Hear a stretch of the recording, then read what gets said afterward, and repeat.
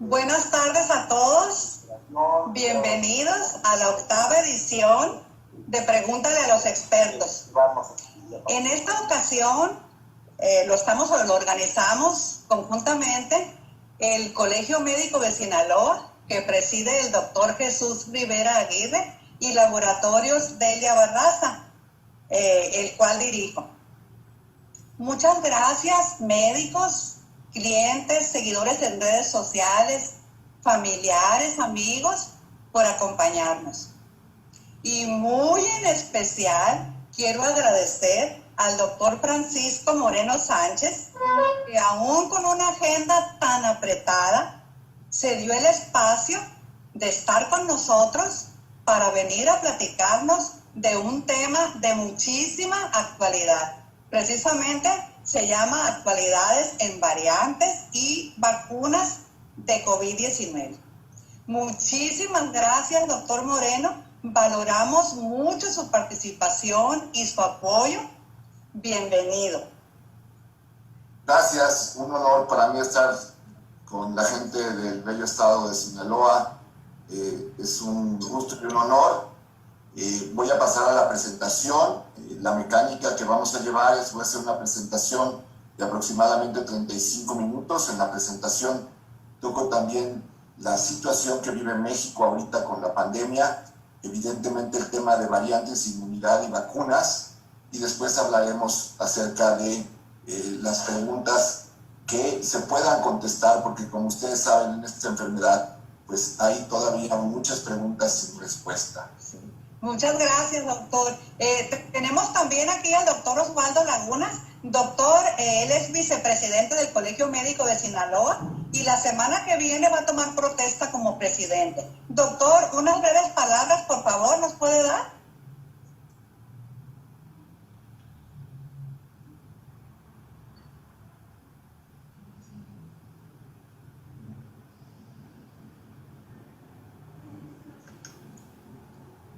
Doctor Osvaldo, ándale, abre su micrófono.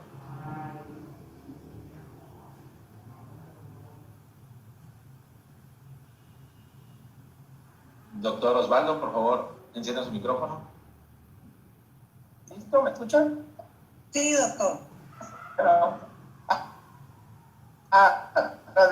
Agradecer el apoyo de Laboratorio de la Barraza para poder realizar en conjunto con el colegio médicos importantes hoy por hoy, y estamos en plena pandemia y que hay muchas dudas sin vacunas. Señor Francisco Moreno, muchas gracias. En el área ayude los médicos.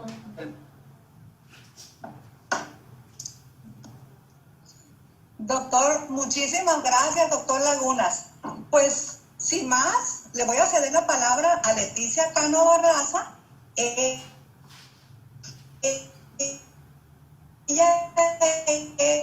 es subdirectora de Laboratorios Delia Barraza. Buenas tardes a todos. No sé si se escucha bien porque siento como que se traba un poco el sonido. ¿Se escucha bien? Bueno, pues muchas gracias, doctor Osvaldo Lagunas, por acompañarnos, por representar al Colegio Médico de Sinaloa, una parte importante de la organización de este Zoom. También quiero agradecerle a la química Delia Barraza, directora general de Laboratorios Delia Barraza, en donde nos preocupamos y buscamos ser un laboratorio académico y socialmente responsable, permitiendo, entre otras cosas, espacios como este, en donde se beneficia a toda la comunidad. Antes de continuar, sí les quiero pedir a todos los invitados que por favor pongan sus micrófonos en silencio para poder escuchar bien. Todas las preguntas que tengan, como el doctor Moreno ya lo comentó, se van a hacer al final. Las pueden hacer llegar a través de nuestras redes sociales en Facebook e Instagram, o bien a través del chat aquí del Zoom. Y pues bueno, para continuar, me voy a permitir presentar al doctor. Es todo un honor tenerlo aquí, doctor Francisco Moreno, y una breve reseña. Él es médico internista e infectólogo del Centro Médico ABC en la Ciudad de México. Realizó su carrera de Medicina en la Universidad La Salle con mención honorífica. La especialidad de Medicina Interna en el Centro Médico ABC con mención honorífica y la subespecialidad en Infectología en la Universidad de Texas, Estados Unidos, recibiendo el premio Merck como residente destacado. Ha participado como ponente y profesor en diversos cursos y congresos. En el Centro Médico ABC ha pertenecido a varios comités académicos y administrativos. Ha sido autor y coautor de publicaciones y libros médicos, así como también su más reciente publicación no médica, El síndrome del humano desgastado. Ha sido profesor de posgrado de Medicina Interna de la UNAM en el Centro Médico ABC durante los últimos 24 años y recientemente recibió el Premio Nacional de Salud 2020. Doctor, bienvenido y muchas gracias por acompañarnos. Les cedo la palabra. Gracias al doctor Osvaldo, a la química Delia, a la química Leticia y principalmente a todos los que están hoy conectados. Espero que la charla sea de su agrado y sobre todo sea útil, porque lo que queremos es tener información de lo que está pasando. Como ustedes saben, este virus llegó en el 2019, a finales del 2019, de ahí el nombre de COVID-19. Importante pensar que una persona que resultó accidentalmente contagiada por una zoonosis ha sido capaz de contagiar en un periodo de 15 meses a prácticamente 140 millones de habitantes en este mundo, porque se presentó la tormenta perfecta, un virus totalmente nuevo para el ser humano, es decir, no tenemos las defensas, la capacidad inmunológica de defendernos antes de infectarnos. El virus altamente contagioso, incluso en periodos presintomáticos y en pacientes asintomáticos, lo que evita poder detectar a tiempo a la mayor parte de los pacientes.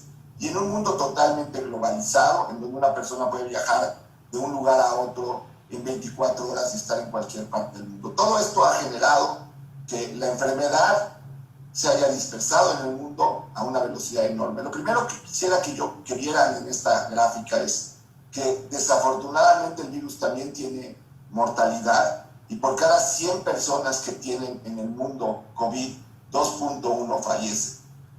Vemos lo que sucede en México, en donde desafortunadamente hemos tenido muy pocas pruebas y eso nos ha hecho no tener realmente el número real de casos.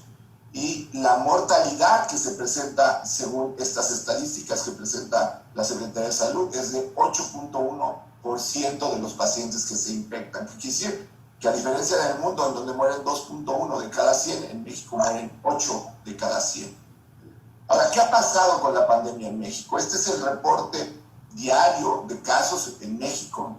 El problema de no tener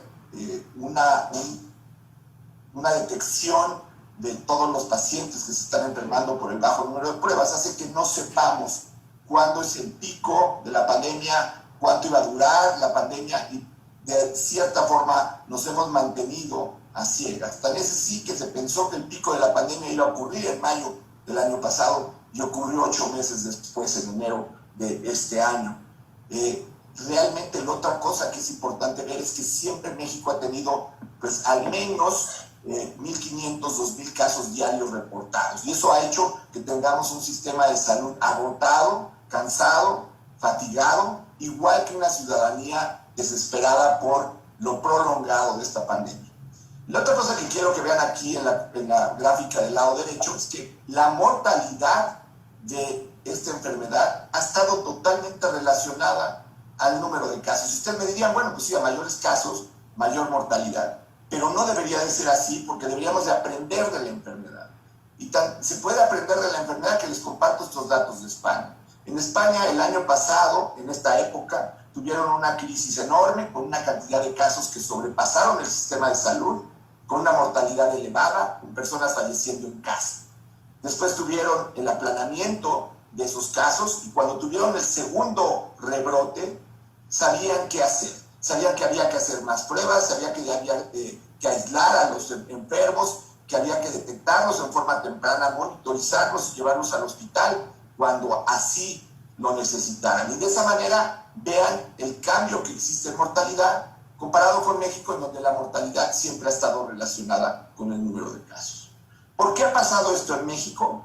3 errores fundamentales. El primero es que en México se apostó por tener muchas camas y que no se rebasara el sistema de salud teniendo camas disponibles. Y todos los días nos hablan de existe un 30% de camas disponibles o existe un 10% de ventiladores disponibles. Ustedes han oído que esta cifra varía. El problema de esta enfermedad es que no requiere camas. Requiere terapia intensiva, requiere medicina crítica, requiere cardiólogos, de neumólogos, de infectólogos. Requiere una medicina muy especializada que en muchos de los hospitales que volvieron hospitales de atención COVID, pues no los tenían y no estaban preparados para atender los pacientes. Por eso, la mortalidad que se ha presentado en los diferentes institutos de salud que tenemos, pues ha sido muy alta. 43% de los pacientes que llegan al Seguro Social fallecen. Y no estamos hablando de los intubados.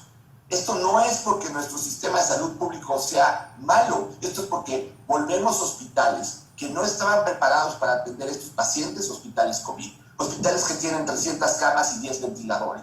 O hospitales que tienen ya 25 ventiladores, pero no tienen quien los maneje. Esta enfermedad requiere de una medicina crítica, de una terapia intensiva. Por eso era muy importante cambiar la estrategia y no nada más hacer camas. El hacer camas en lugares donde se pudieran atender los pacientes, pero hacer una campaña preventiva mucho mayor. Esta es la tomografía de un paciente que tiene COVID. Esta es una tomografía de una persona normal. Esta nata que vemos aquí, lo que llamamos neumonía, no es una neumonía bacteriana, es una neumonía viral. Esto impide que el oxígeno que nosotros respiramos difunda hacia los pulmones. Nosotros respiramos 21% de oxígeno al aire ambiente. Y este paciente requiere más oxígeno y luego presión para llegar al área en donde está libre el pulmón de COVID. Mientras más se afecta el pulmón, más oxígeno requiere y más presión requiere. Y por eso luego se conecta a un ventilador que pasa oxígeno a través de un tubo que va conectado directamente a la tráquea y pasa oxígeno a concentraciones del 100% y con presión. Pero esto se maneja a base de intensivistas, y los intensivistas pasan año y medio aprendiendo el manejo de ventiladores, porque no es un aparato que se conecta en la pared y hace las funciones. Hay que saberlo manejar. Y en muchos lugares hicieron que personas que no tenían esa capacidad manejaran estos ventiladores, y había barotraumas, se reventaban los pulmones y los pacientes fallecían en las primeras 24 horas de estar intubados. El otro problema que ha habido es que no se ha entendido la enfermedad. La enfermedad tiene un espectro enorme, en donde 20% de los casos, al menos 20% de los casos, son asintomáticos. Y si hablamos de niños y adolescentes, puede ser esto mucho mayor. Y qué bueno que sean asintomáticos, pero el problema es que los asintomáticos contagian. Y entonces hay que identificar a los asintomáticos. Y evidentemente el asintomático no sabe que está enfermo. La única forma de detectarlo es haciendo pruebas a las personas que estuvieron en contacto con los sintomáticos para detectar si alguno de ellos está infectado y aislarlo. De esa forma vamos a lograr detectar muchos asintomáticos. Pero para esto, ¿qué se necesita? Hacer pruebas, pruebas y pruebas. De los pacientes sintomáticos, quisiera comentar que el 75, a veces hasta el 80% de los pacientes se van a recuperar por su propio sistema inmune.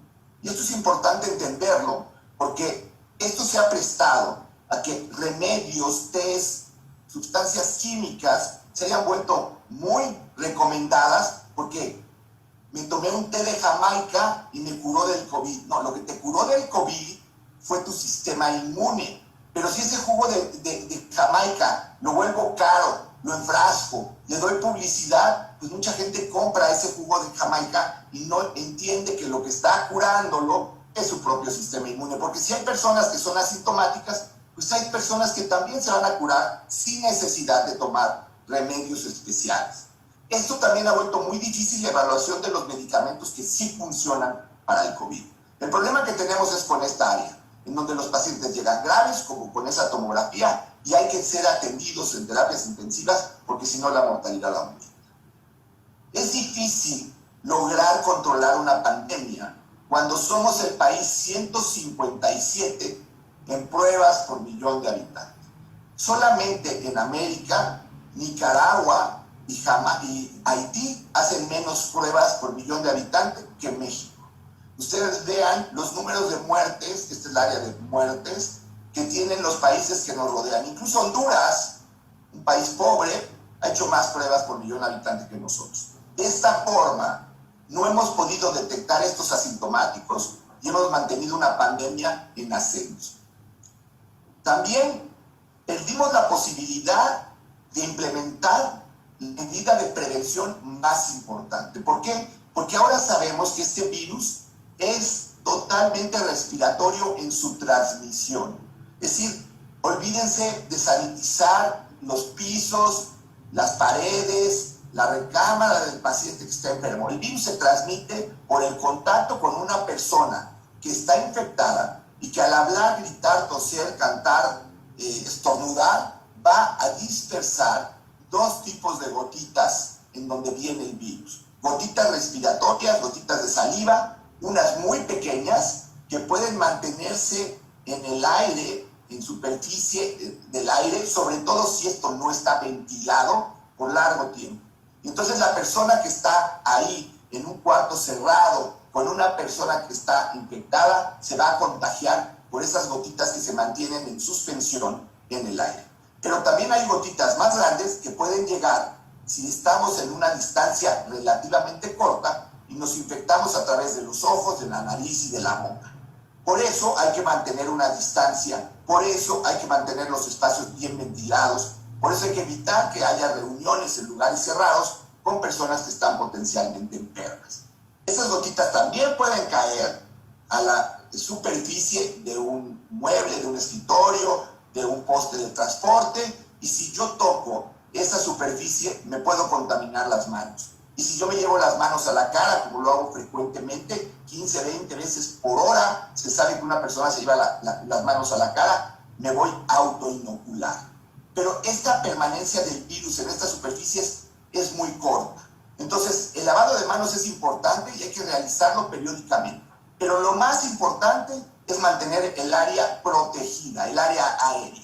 ¿Cómo? Con el uso de mascarillas. Y el uso de mascarilla es la parte preventiva más importante que hay para prevenir el COVID, además de las vacunas. Desafortunadamente en este país también el uso de cubrebocas se ha politizado. ¿Qué tan importante es el uso de cubrebocas? Pues no solamente evita que la persona que está siendo asintomático, que no sabe que tiene el virus y lo está dispersando, contagie, sino también ayuda a que la persona que resulta infectada no tenga o no reciba una carga viral alta. ¿Qué tan importante es esto? Les platico el siguiente caso que tuvimos hace un par de meses en el hospital. Un hombre de 55 años, diabético, hipertenso y obeso, se contagia en un viaje de negocios. Llega de viaje, convive con su esposa, que es 10 años menor que él, es delgada y hace maratones. Todos hubiéramos pensado que el paciente que la iba a pasar muy mal era el paciente hombre, mayor riesgo, diabético, obeso, hipertenso. Todos en contra. Pero él, durante su viaje, todo el tiempo trajo cubrebocas. Probablemente la carga viral que recibió fue pequeña y de tal modo que la persona enfermó y no tuvo un cuadro grave. Desafortunadamente su esposa convivió con él y evidentemente no usó cubrebocas. El paciente llegó infectado y la señora acabó en el hospital con neumonía. Afortunadamente salió adelante, pero no tenía ninguno de los factores de riesgo que tenía su esposo, pero recibió una carga viral alta. Por eso es importante usar el cubrebocas. Podemos disminuir la cantidad de virus que recibimos y también podemos evitar estar transmitiendo el virus.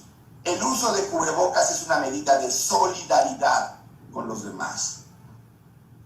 Como ustedes saben, el virus tiene 3 fases. La fase viral, en donde recibimos esa carga viral, si recibimos una carga viral alta, vamos a tener un gran número de células infectadas por el virus que al final del camino van a tener que ser destruidas por nuestro sistema inmune, y si son una cantidad importante de células, la inflamación, la destrucción va a ser alta.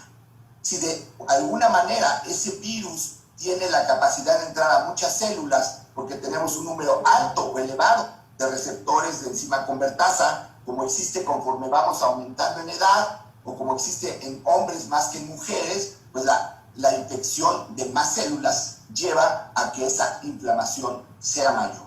Y después, esa inflamación, como ustedes saben, produce que se active la cascada de coagulación, y dentro de los problemas que tenemos con los pacientes, también hay una coagulopatía muy importante. Entonces el paciente va a tener una fase viral en la que contagia, una fase inflamatoria en la que puede perder el olfato, pero también puede quedarse sin respirar, y una fase en donde hay daño por falta de oxigenación, por enfermedad trombótica, que lleva a esta falla orgánica múltiple, que es la causa por la que muchos pacientes fallecen. Sin embargo, la enfermedad no se queda ahí, y esto hay que reconocerlo. Existe una tercera fase del COVID, y se llama una enfermedad de COVID prolongado o un síndrome post-COVID. ¿Qué quiere decir? Ya no tengo el virus, pero después de 6 semanas sigo presentando algunos de estos síntomas. Fatiga, el más frecuente, pero puede haber dolor de cabeza, puede haber alteraciones de ansiedad, pérdida de la memoria, pérdida del cabello, pérdida del olfato, alteraciones en el gusto. Es decir, es una enfermedad que hay que tomar en cuenta que no termina el día que damos de alta al paciente de COVID o el día que deja de eliminar el virus a través de la vía respiratoria.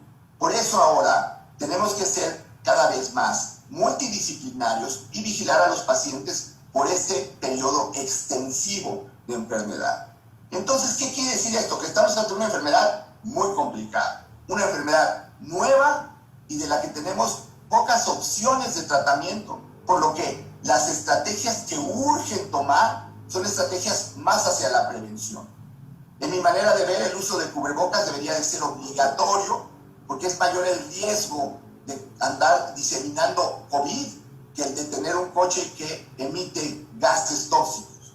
El riesgo de esto es que puede haber muchas personas que resulten afectadas. Hay que mantener el distanciamiento, evitar lugares conglomerados, hay que continuar con la higiene.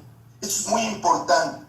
Cada persona que resulte infectada por COVID debe de tener la obligación de avisarle a sus contactos recientes de los últimos 4 días, porque lo que es muy importante es identificar a tiempo a estas personas para tenerles un seguimiento estrecho, para determinar cuáles son los que tienen factores de riesgo, para iniciar los antivirales que existen en forma temprana y para también hospitalizarlos en forma temprana. Sabemos que el uso del oxímetro se ha vuelto muy importante para determinar cuándo un paciente tiene que llegar al hospital. No puedo dejar de hablar del gran problema que hemos tenido los trabajadores de la salud ante esta pandemia, sobre todo en nuestro país. Somos el país en donde más médicos, en donde más enfermeras por millón de habitantes han fallecido en el mundo. Tenemos el primer lugar en muertes por trabajadores de la salud, lo cual es una tristeza, porque muchas de ellas se pudieron haber prevenido si hubiéramos tenido equipo de protección personal a tiempo. Porque hemos visto gente perder la vida, gente que trabajaba con nosotros, que habían sido compañeros de escuela o simplemente compañeros de trabajo, y han perdido la vida. Y ahora que esperábamos tener una vacuna, tanto médicos privados como públicos, hemos sido privados de ella. Esta es una verdadera tragedia. Y esto es un daño emocional que vamos a llevar muchos de nosotros en el corazón por largo tiempo.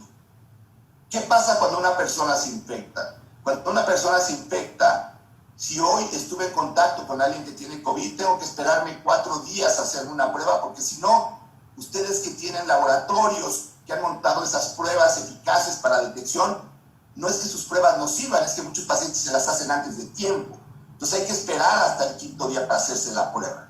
Una vez que tienes COVID, si evolucionas bien, al día 10 de iniciado tus síntomas, puedes ser dado de alta sin necesidad de volverte a hacer una prueba. ¿Por qué? Porque puedes seguir eliminando fragmentos virales que ya no contagian y te pueden mantener en aislamiento, en confinamiento, sin que sea necesario, porque ya cumpliste con el periodo de aislamiento.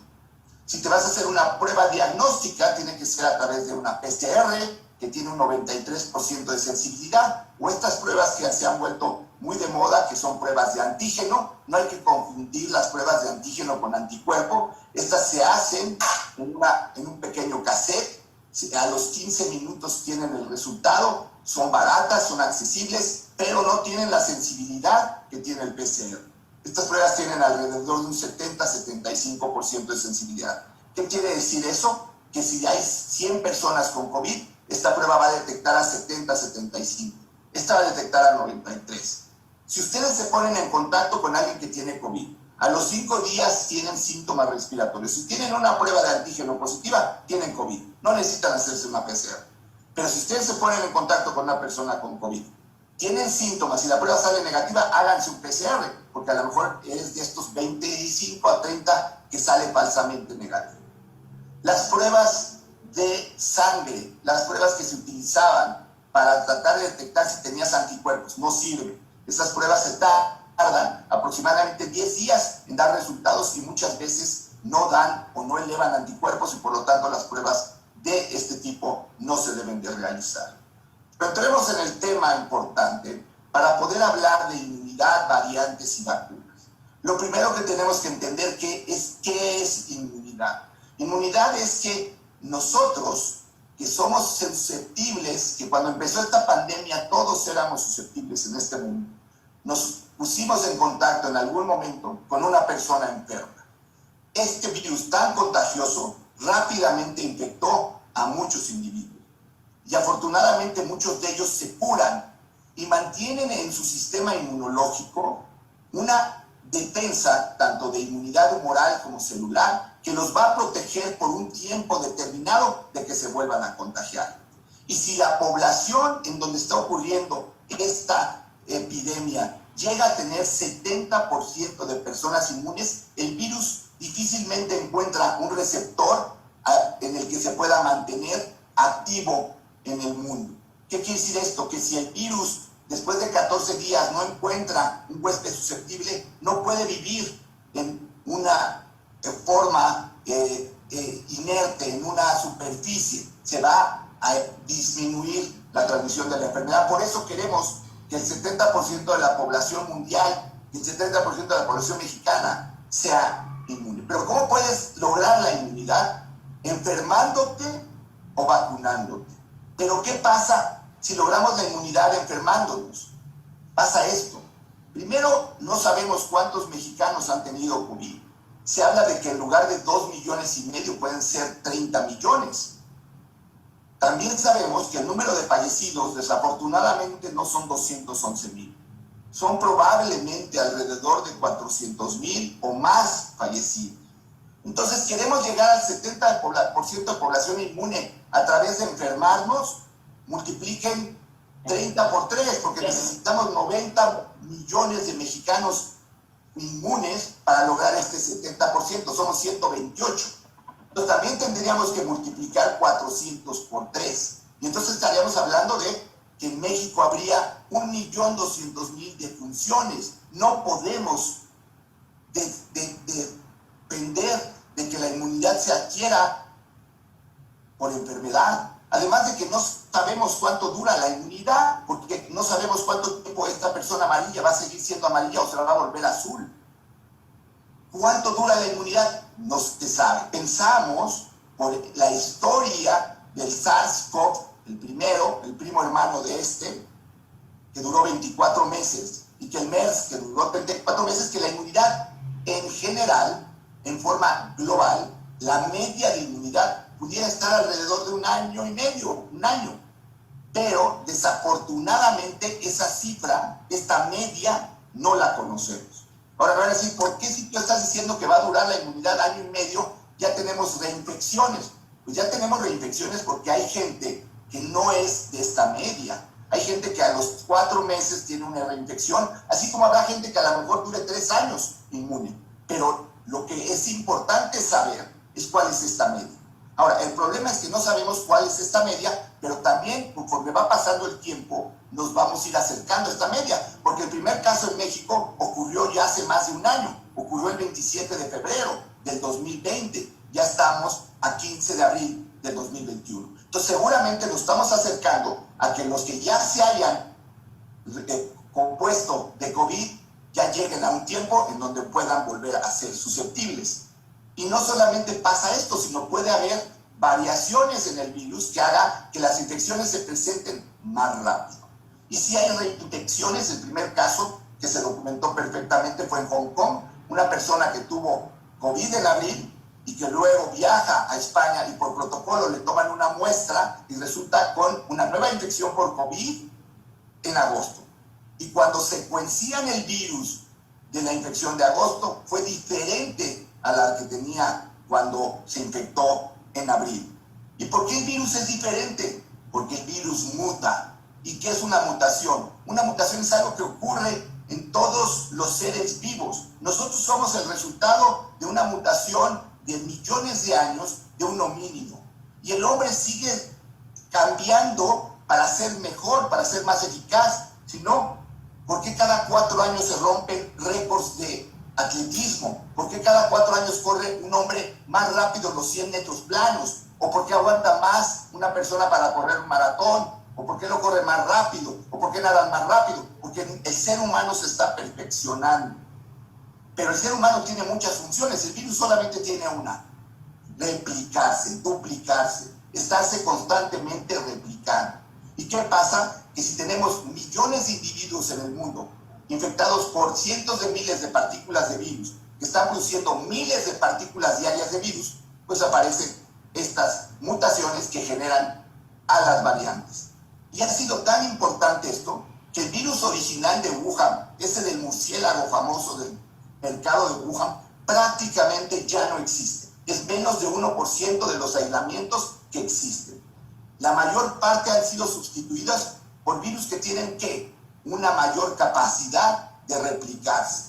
Y empiezan a aparecer ya variantes, como la variante de Inglaterra, que surge en el sur de ese país, en el área de Kent, por eso también se le llama variante Kent o la variante B117, que ocurrió probablemente en septiembre, ya hace más de 6 meses. Es decir, es una variante que ya tiene por lo menos 7 meses circulando, que tiene ya 29 mutaciones y que tiene la característica de ser mucho más contagiosa.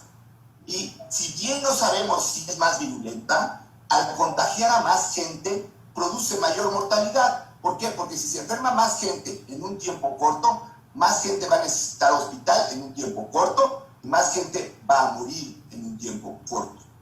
Además, estas variantes, y si ustedes quieren ver, esta es la última reporte que existe de las variantes importantes que se conocen, de las cuales ya hay de Inglaterra, de Sudáfrica, de Brasil, de Nueva York, otra de Brasil, la de California, incluso hay aquí una que todavía no se reporta, que es una de la India, que tiene 2 mutaciones en la misma área en donde ya había habido una mutación. Estas mutaciones provocan variantes que pueden tener una característica, como la B100-351, que es la variante de Sudáfrica, que se ha visto que tiene menor eficacia las vacunas en prevenir enfermedad grave y mortalidad por esta variante. Entonces, ¿qué pueden producir estas variantes? Pueden producir que las vacunas que estamos desarrollando ya no funcionen cuando estas variantes sean lo que predomina en nuestra población. Y la otra variante importante que comentar es la variante de Brasil, la P1. ¿Por qué? Porque esa brotó en Manaus, una ciudad que tenía ya en septiembre 70% de personas con anticuerpos para COVID. ¿Y qué pasó? Cuando llegó esta variante, 30% de ese 70% se volvieron a infectar. ¿Qué hace esta variante? Se escapa de la inmunidad de los anticuerpos que nosotros generamos. Entonces, las variantes lo que pueden hacer es que nos enfermemos más pronto, o, lo que es grave, que las vacunas que estamos usando nos sirvan. Ahora, ¿cómo podemos prevenir que haya más variantes? Únicamente disminuyendo la cantidad de infecciones que hay en el mundo para que no se esté replicando el virus tanto y no aparezcan estas mutaciones. Ahora, la ciencia ha hecho su parte. La ciencia en menos de un año desarrolló no una vacuna, sino muchas. Es probable que para junio de este año tengamos al menos 10 vacunas ya aprobadas en diferentes países. Y ojo, no es lo mismo decir que se logró producir una vacuna en un año que se hizo la vacuna de la nada en un año. porque la vacuna se desarrolló en plataformas que se venían estudiando para el desarrollo de otras vacunas, como el ébola, como vacunas contra el VIH, contra la tosferina, contra el virus del papiloma. Estábamos desarrollando vacunas que en el momento en que llegó esta pandemia fueron usadas esas plataformas para sintetizar la vacuna que pudiera frenar esta pandemia que se estaba volviendo el problema que desafortunadamente no ha dejado de ser una lastra para la humanidad. Y si vemos las diferentes vacunas que hay, ya tenemos vacunas con estudios de fase 3 ya bien establecidos, en donde se habla de una eficacia en Moderna del 94, en Pfizer del 95, en Sputnik del 91, en Novavax del 89, y en fin, empezamos a tener vacunas de RNA y vacunas de vector viral que parecen ser muy eficaces. Ahora, en México se decidió adquirir vacunas que no tuvieran un costo elevado. La vacuna más cara que existe en el mercado es la vacuna de Moderna, que tiene una alta eficacia. Se compraron o se adquirieron vacunas de Pfizer, vacunas de Sputnik, vacuna de AstraZeneca, pero también se adquirió vacuna de Sinovac y vacuna de CanSino. La vacuna de CanSino no tiene todavía fase 3, por lo tanto no sabemos cuál es la eficacia. Y la vacuna de Sinovac desafortunadamente tiene una efectividad baja. E incluso se acaba de aprobar hace una semana una vacuna de la India que se llama Covaxin, que ni siquiera tiene la fase 2B terminada. Entonces no podemos arriesgarnos a usar vacunas que sean de baja efectividad, porque si no, nunca lograremos controlar esta pandemia. Las vacunas son seguras. Las vacunas de RNA, que es DNA, tu núcleo, tu código genético está hecho de ácido desoxirribonucleico, no de RNA. Y produce proteínas que se llaman proteínas spike, con las cuales haces una cantidad de anticuerpos directas contra esta proteína. Entonces no te vas a quedar estéril por el uso de la vacuna, no te va a modificar tu código genético. Hay que vacunarnos porque es nuestra única esperanza de salir rápido de esta pandemia. Ahora, no toda vacuna está exenta de riesgo. Y hemos oído lo que ha pasado con las vacunas de AstraZeneca y de Johnson & Johnson, en donde se están asociando la aplicación de estas vacunas a la formación de trombos. Pero veamos, la vacuna ha producido 4 casos por cada millón de personas que se han vacunado de trombosis. Las anticonceptivos producen 1.200 casos en 1 millón y no se han dejado de utilizar. Y los que fuman no dejan de fumar y producen 1.763 casos por cada millón de fumadores de trombosis. Y lo que es peor, el COVID en sí produce 165,000 casos, es decir, 165 casos por cada millón de personas que tienen COVID. Lo que les decía es que lo que preocupa con Chile es que ellos han utilizado el 90% la vacuna de Sinovac. Y si ven, a pesar de que ha aumentado el número de gente vacunada, el número de casos sigue elevándose. Entonces, necesitamos no solamente lograr una vacunación rápida. En México estamos alrededor del 6% de la población que ha recibido ya las 2 dosis, pero sigue siendo muy baja. Y en Estados Unidos el número de personas que ya recibieron 2 dosis llega a 76.68 millones. Es decir, la vacunación está avanzando en el mundo, pero hay países, en donde está incluido el nuestro, en donde la vacunación va lenta. Y algo que ustedes saben y preocupa es que la vacunación no se ha completado en las etapas que inicialmente se había planeado y que tampoco está tomando la vacunación el hecho de personas que tienen comorbilidades. ¿Y por qué digo esto? Porque si revisamos el exceso de mortalidad de personas que murieron en el 2020 con las que murieron en el 2019, 2018 y 2017, el grupo de edad en donde más muertes hubo en el 2020 fueron personas entre 45 y 65 años. Y estas personas no están consideradas aquí porque muchas de ellas murieron porque tenían comorbilidades, como diabetes, como obesidad, como hipertensión. Entonces, esto no se está tomando en cuenta en el Plan Nacional de Vacunación. Y además, es una realidad. Sé que a mucha gente no le gusta, pero vamos muy lento en la vacunación. Nos tomaría 478 días a partir de hoy llegar al 70% de vacunados, lo que es estar vacunados en 70% para septiembre del año que entra. Termino la plática comentándoles que desafortunadamente no sobrevive la especie más fuerte ni la más inteligente, sino únicamente la que responde al cambio. Y el cambio que hemos tenido que vivir durante el último año y meses es evitar estar en contacto con mucha gente que queremos, evitar ir a reuniones, usar cubrebocas, tener que estarnos lavando las manos en forma continua. Pero la única forma de subsistir a esta pandemia en este momento es seguirnos cuidando.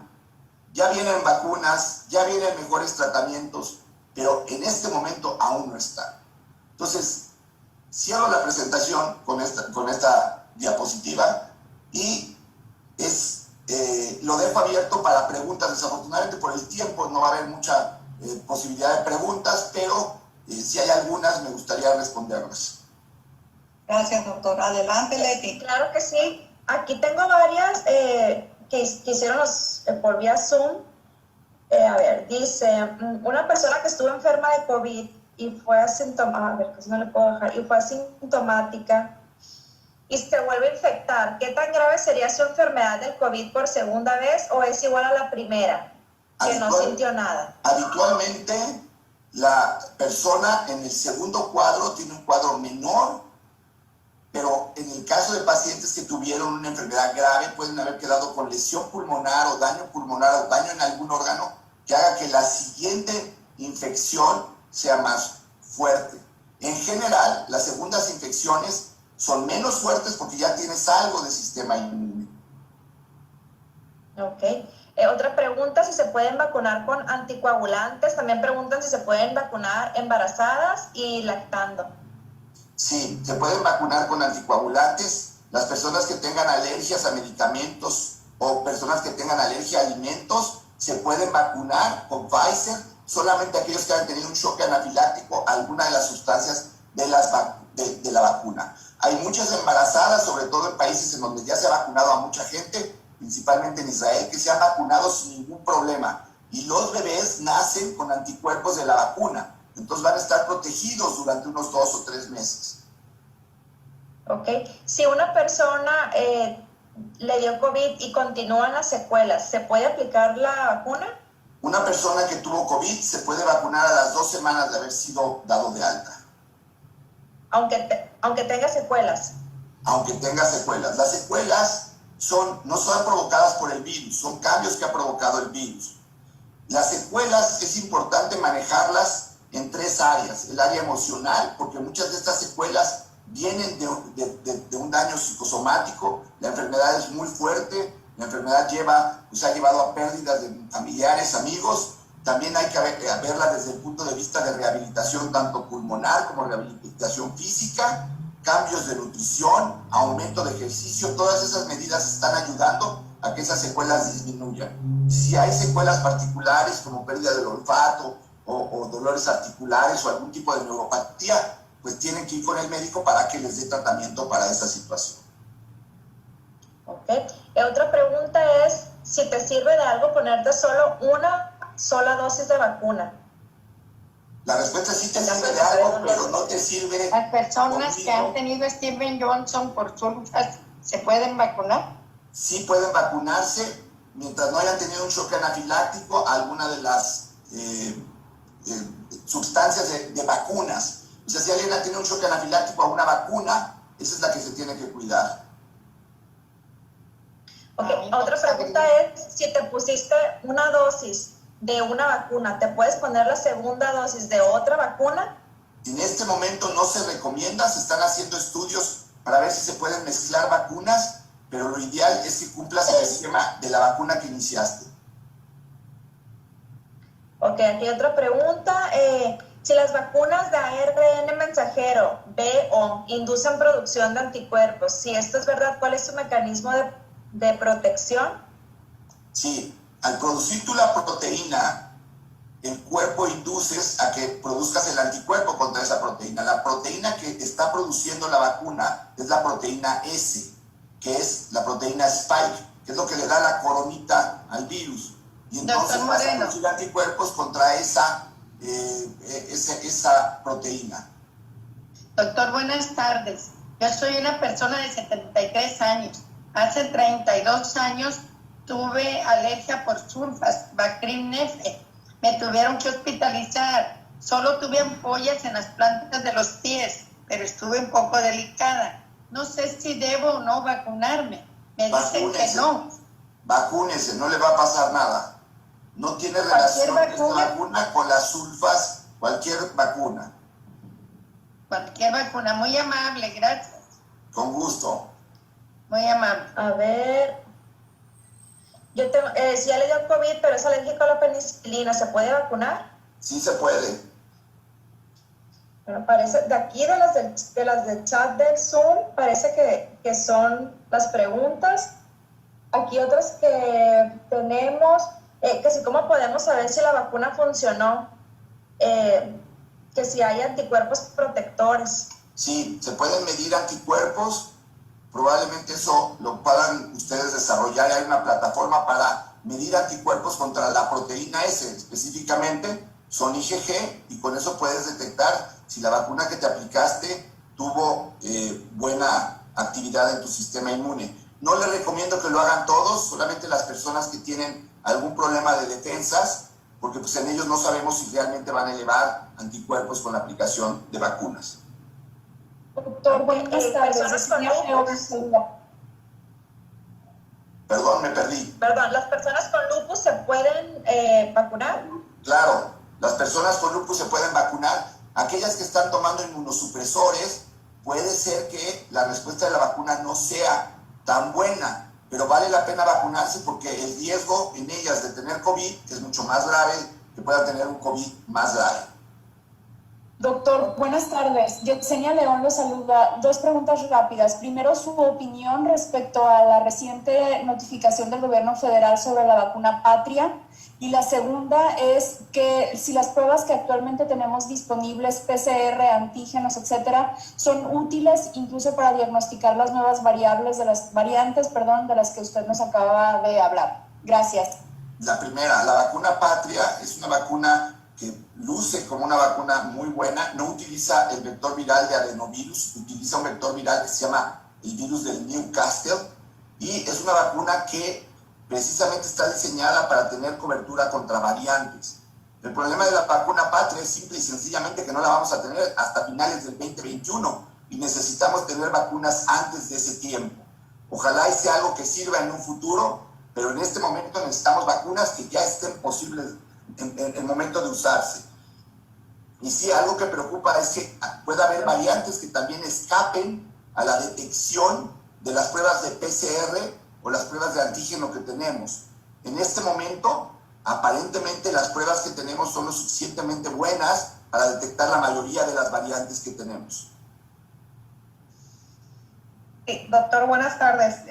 Soy Alma. Muchas felicidades por su plática muy interesante, y a la señora Delia Barraza sobre todo, ¿no? Aquí yo tengo una duda. Una persona que fue asintomática, tuvo COVID, no tiene nada de anticuerpos, se vuelve a contagiar de COVID. ¿Cómo sería la segunda vez que si le pega COVID a esa persona? Había primero que estar seguros que realmente tuvo COVID, porque si fue asintomática y no elevó anticuerpos, a lo mejor tuvo un PCR falsamente positivo. Pero si se llega a infectar, habitualmente los segundos cuadros no son tan severos, no son cuadros graves, porque ya desarrolló algo de inmunidad. Ok, muchas gracias. Excelente. Doctor, ¿las personas que han tenido cáncer se pueden operar? Se pueden vacunar. ¿Pueden vacunarse? Así es, se pueden vacunar. Todas las personas que han tenido cáncer no tienen riesgo de tener problema con la vacuna. ¿Y las personas diabéticas? También las diabéticas tienen mayor riesgo de tener COVID. Esos son los que se deben de vacunar y los que deberíamos estar vacunando primero. Ay, doctor, lo felicito de veras y le agradezco a Delia Barraza la invitación para escucharlo porque es muy buena información de su parte. Yo he tenido mucho miedo a vacunarme porque aparte soy asmática por alergias. Entonces voy a confiar en que me puedo poner cualquier vacuna. Confíe y le va a ir bien. Y es peligroso tener COVID si tiene uno asma porque puede desencadenar un ataque asmático. Entonces mejor ponerse la vacuna para que no le dé COVID. Muy amable, doctor. Muy linda tarde. Bye. Buenas tardes. Ya tengo Muchas gracias. Sí, doctor, no sé cómo anda de tiempo, por respeto al doctor. Una pregunta más. ¿Una más? Buenas tardes, doctor. Josefina. Buenas tardes, excelente su presentación, felicidades y no quiero desaprovechar esta ocasión para felicitarlo. Doctor, tengo una pregunta así concreta. Mi mamá, 72 años, tiene síndrome mielodisplásico, está manejando leucocitos muy bajos de 2.500, linfocitos totales de 900, diabética, hipertensa, controlada. ¿Recomienda poner la vacuna? Sí, si tu mami desafortunadamente llegara a tener COVID, tiene todos los agravantes para tener una mala evolución por COVID. Es mejor tratarla de proteger. Aunque sus linfocitos estén muy bajos, ¿verdad? Puede ser la posibilidad que se genere anticuerpos. Así es. Ok, muchas gracias, doctor. Doctor Moreno, no puedo desaprovechar este momento para agradecerte las atenciones que en su momento tuviste con mis condiscípulos y amigos muy conocidos tuyos, Alejandro Moya y Sergio Lozano. Gracias. Te mando un saludo, papá. Dios te bendiga. Igualmente, gracias y cuídense mucho, por favor. Bueno, muchas gracias a todos los presentes. Si nos quedaron preguntas ahorita por hacerle al doctor, pues se las haremos llegar y ahí en una chancita que tenga el doctor, si nos las puede contestar, pues se las compartiremos. Señora Delia, no sé si quiere dar algún cierre, tiene su micrófono en silencio. Muchas gracias a todos por acompañarnos, doctor. Muchísimas gracias por acompañarnos, de verdad, totalmente agradecido con usted. Y luego le paso también los comentarios que nos pusieron aquí de felicitaciones. Pues muchísimas gracias, doctor Moreno. Me da mucho gusto que muchas personas hayan aquí aclarado muchas dudas que teníamos y pues quisiéramos que esta no sea la primera apoyo, plática con nosotros. Lo vamos a volver a invitar, ojalá que pueda, doctor. Muchísimas gracias, nos encantó la presentación. Y pues a todos los participantes también, gracias, esténse pendientes porque vamos a seguir trayendo capacitación para todos, tanto para médicos como para público en general. Muchas gracias a todos, doctor, infinitamente agradecidos con usted. Gracias a todos, cuídense mucho y vamos a salir adelante todos de esto. Dios lo bendiga, doctor Moreno. Gracias, Delia. Bendiciones, doctor Moreno. Gracias, Delia. Dios te bendiga a ti y a tu hija. Gracias, Delia. amiga. Sí, muchas gracias a todos, a todas.